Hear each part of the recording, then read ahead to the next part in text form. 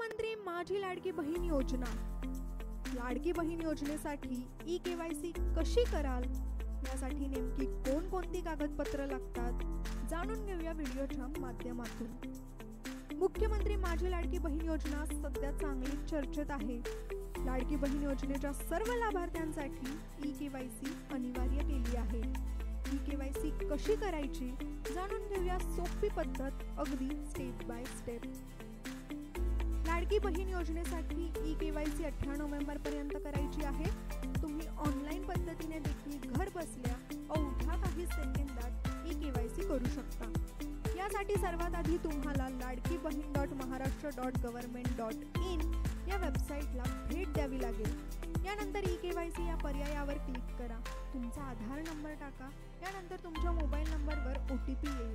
यानंतर तुमचं केवायसी झालं की नाही हे तुम्हाला कळेल। जर केवायसी पूर्ण झाला नसेल तर प्रोसेस सुरू होईल। यानंतर पती किंवा वडिलांचा आधार नंबर यांपैकी एक पर्याय निवडा। त्यानंतर आधार क्रमांक लिंक असलेल्या मोबाईल नंबरवर OTP येईल। त्यानंतर जात प्रवर्ग निवडावा लागणार आहे। यानंतर डिक्लेरेशनवर क्लिक करा। त्यानंतर तुम्हाला काही प्रश्न विचारले जातील, त्याची अचूक माहिती भरा। त्यानंतर तुमचं केवायसी पूर्ण झालं आहे असा मेसेज फोनवर येईल। अशा प्रकारे तुम्हाला ई-केवायसीची प्रोसेस पूर्ण करायची आहे की नाही? अगदी सोपी।